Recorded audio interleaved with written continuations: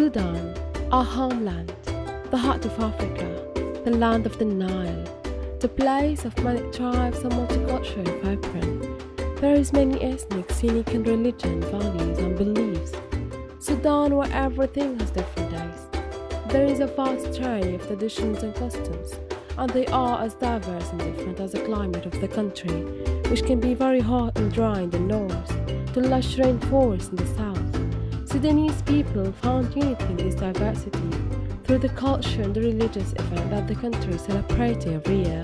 One of the biggest events that the whole country work for and prepare for is the holy month of Ramadan.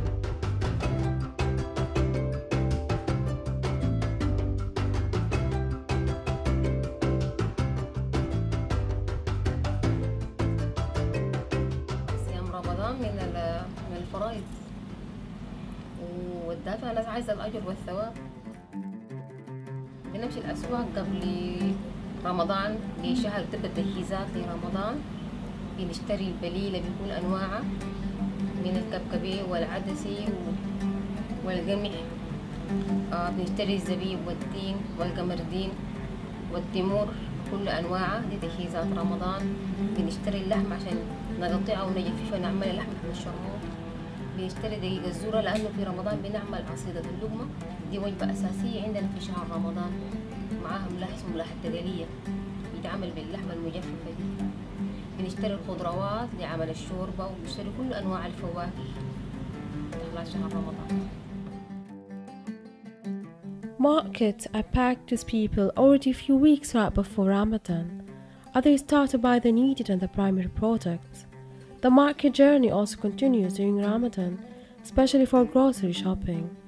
People mainly buy vegetables and fruits to prepare the soup and juices for the breakfast. بكم ربع كبكبي عندك؟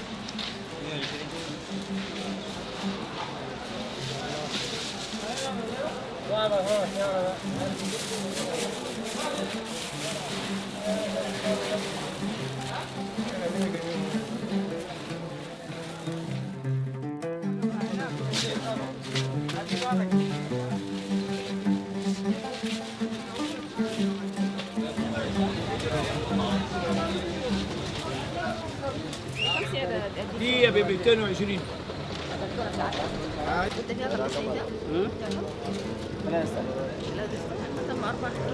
لا مرة جوا 4 مرة 3 من جوا كيف بالله؟ والله يقول له زمان.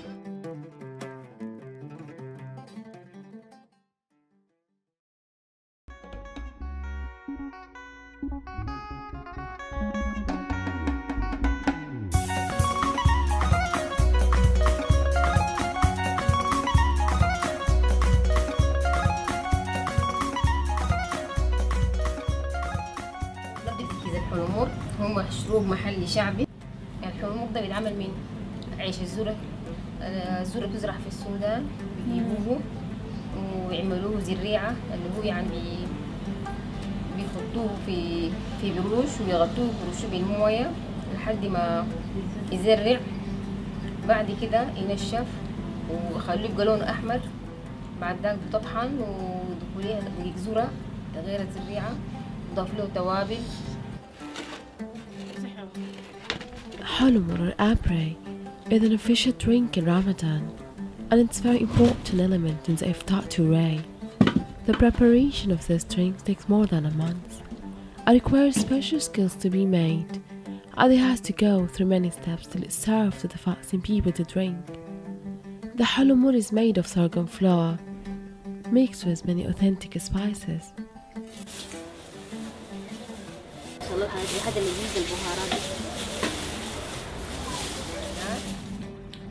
حاجة اسمها مكوجنة. يصاف ويخلط مع بعض ويترك لحد ما يتخمر. بعد كده بيدعاس في صاجات كبيرة.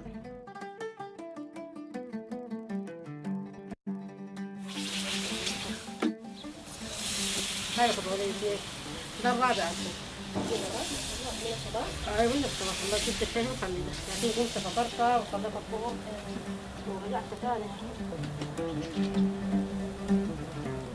بيشتري في رمضان بيتبلى بيتصفى وبيطعم بسكر، ده مشروب محلي عندنا بيشرب خلال شهر رمضان بس، يعني مشهور به احنا السودانيين. عطر ناجح الرسول تخليه بالخلاق يعني. الحمد لله آمين يا رب إن شاء الله. بعدين الجميل دخلوا الله صحة الليل.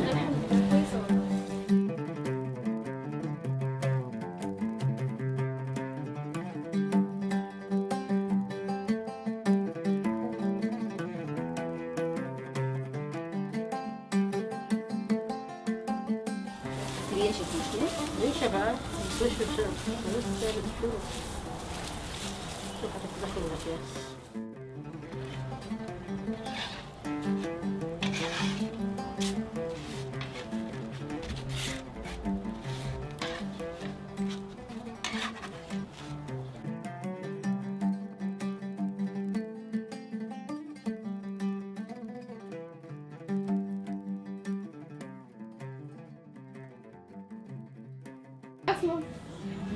يلا دي لحمة الشرموطة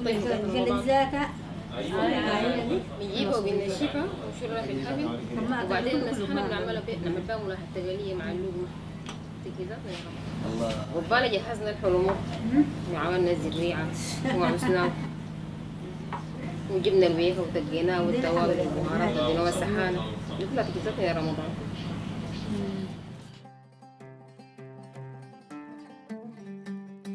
Amira and Salma are preparing meat that is going to be dried. This is known as sharmout. This dried meat combined with dried onion and spices are the main ingredient of this stew, well known as mullah. This stew served mainly with porridge, or they call it asida.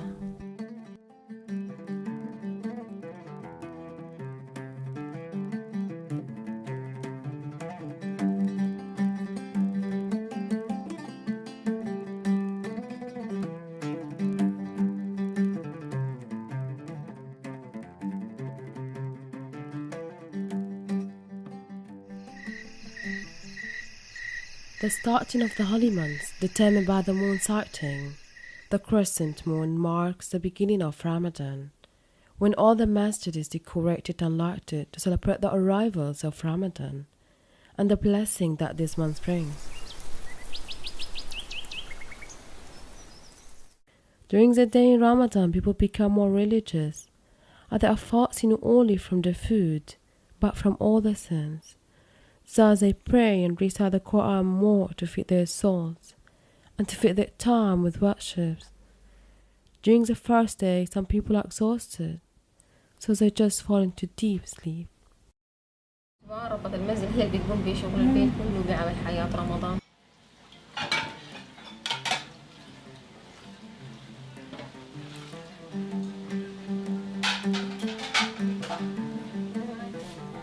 The daily mission of cooking starts late in the afternoon, so the food can be ready on time and served fresh to fill the empty stomachs of the fasting ones.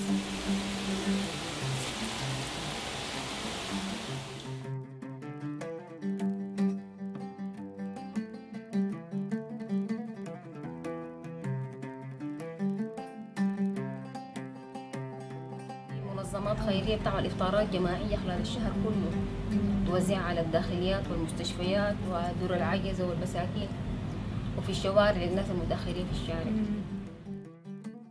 To feed the people in need in this merciful month is one of the fundamental aspects of Ramadan. Here is one of the great initiatives that show the godly manners of the Sudanese people.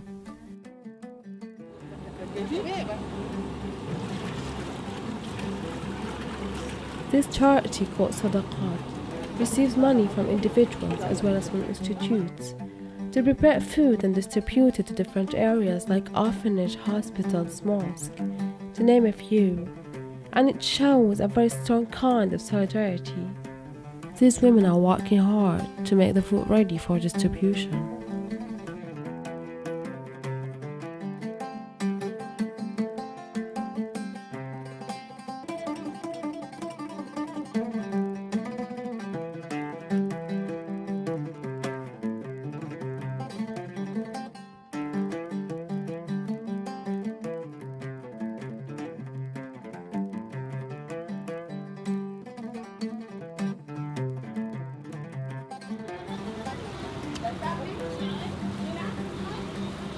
women in sadaqat make a wide variety of food in big quantities that are placed on iftar trays. These iftar trays are then taken and distributed by volunteers.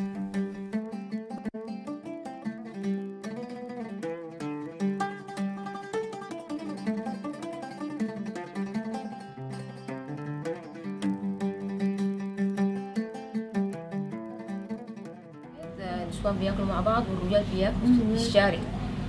كل بيت بيطلق صينية إفطار في الشارع كنوع من التكافل الاجتماعي ودعوة للناس اللي في الشارع إنه أي زول يجي يشارك في الصينية دي داخل 30 يوم من شهر رمضان. الطرق الصوفية بيعملوا إفطارات جماعية وبيدعوا كل الناس ليها بصفة دائمة الحياة يعني.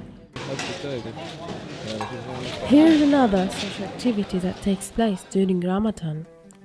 At each house and each neighborhood prepare food and may take it outside the street to share this food with the rest of the people. When the sun vanishes behind the horizon, it's the time for them to break their fast. They drink and eat and give to each other a sip of water or a loaf of bread.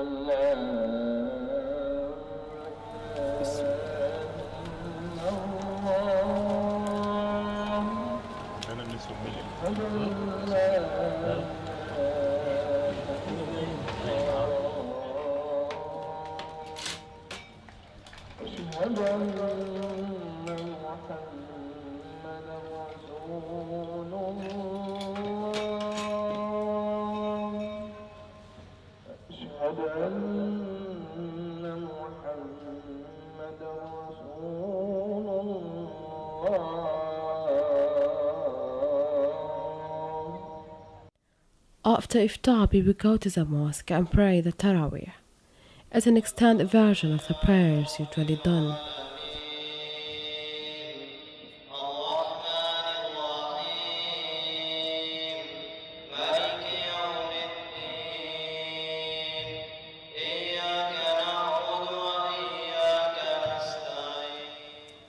الله أكبر الله أكبر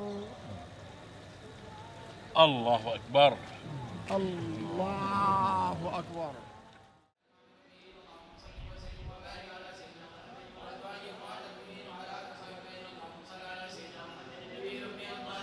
Sudan has the biggest group of Sufis in the world. In fact, each group does differently, and they have a unique chant that have extraordinary meaning in Ramadan. Sufis in Ramadan has an exceptional type of dedication relating mainly with Sufism, in which the Sufis invested in the guiding iteration of the name of God or His attribute. The dhikr take place in the shape of circles, where each member of the group follow the rhythm.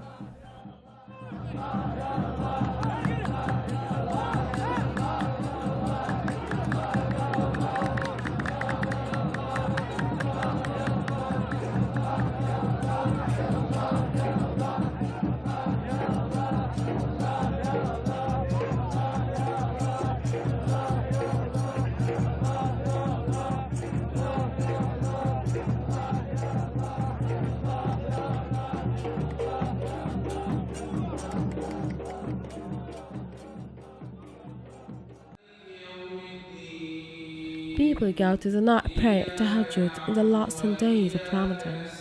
These days are the finest for dua, and people make the best of them.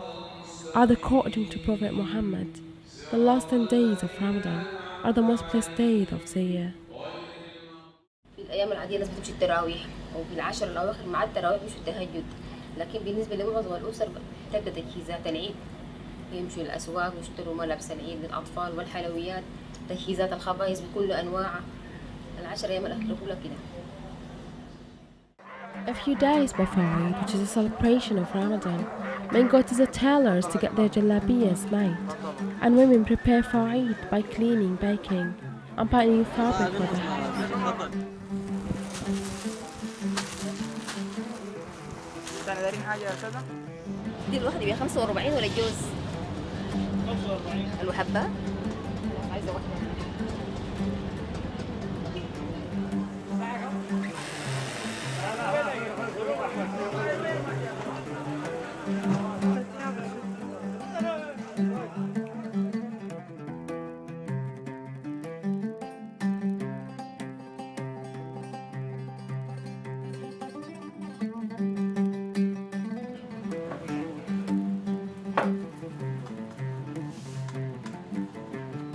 داير عشان كده داير اقلب. انا عايز قاعد في دقيقتين.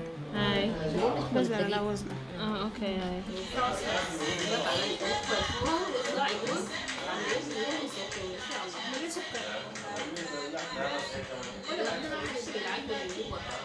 After 30 days of fasting and worshipping comes the Eid. It's well deserved award. It's the day when the joy starts. Men wear white dress called jalabiya, heading to masjid to pray before starting their visits, greeting each other and spreading love and happiness. And women wear colorful and gather in the big family house. The house are being decorated the night before, full of love, joy and bakery sweets.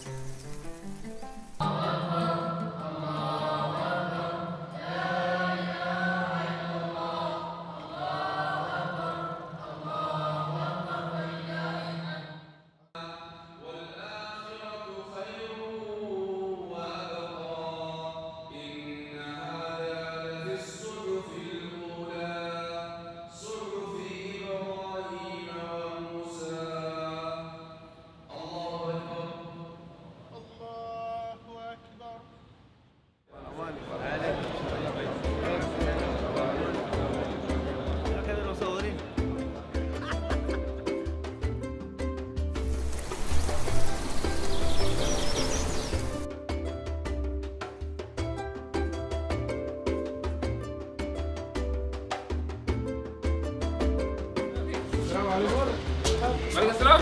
مساء الخير. السلام عليكم. مساء الخير. الله يجزاك. الحمد لله.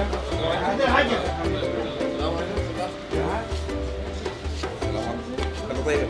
الله طيب يا اخي. الله طيب يا اخي. يعطيك العافيه.